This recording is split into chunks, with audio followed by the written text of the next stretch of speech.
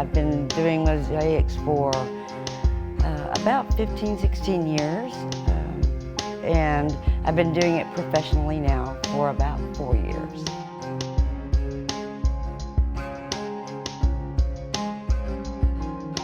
The mosaics are generally described as taking glass pieces or sometimes ceramic and creating images. I've always been one that couldn't sit still very long, so even if it was just watching TV, I had to have something to keep my hands busy. And so I've always had hobbies. And one afternoon, my mother called and said that they were having a mosaic class at the Tyler Museum of Art. No, I wanted to go with her. And so I said, sure, it sounded interesting, and that's pretty much where it started. I don't think I ever turned back. A lot of people nowadays kind of think of mosaics as the broken china, the flower pots, and I did as well. And so after the class, I just enjoyed it as a fun hobby.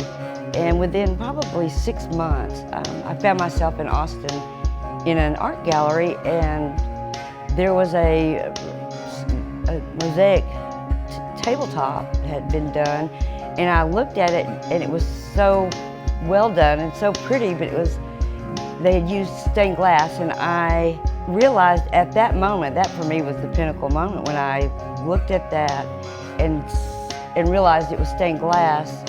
And it's like a lot of doors opened, ideas opened up. It lent itself to allow me to do more things with stained glass, using stained glass as my main material. And I literally came home from that trip and dumped all my broken plates that I had been using entirely. And then over the years, I've slowly built up my inventory of stained glass, first getting it from stained glass artists that do windows and things. I would go to them and they'd give me their scraps because I had no tools. And it just really progressed from there. I mean, once I kind of got a handle on how to use it, whether it's, because first I was breaking the stained glass, and then people would help me out. The stained glass artists, here's some tools you should try. And again, over a long period of time, I really, on my own, just developed and taught myself how to do what I'm doing now. Once my commission work increased and the amount of commission work I was asked to do, I started to see that I could make a living at it.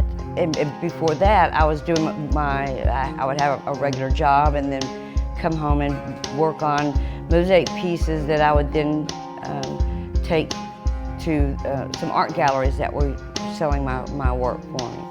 You don't make money on that until it sells. So the great thing about commission work is that you're constantly, moving pieces and earning an income.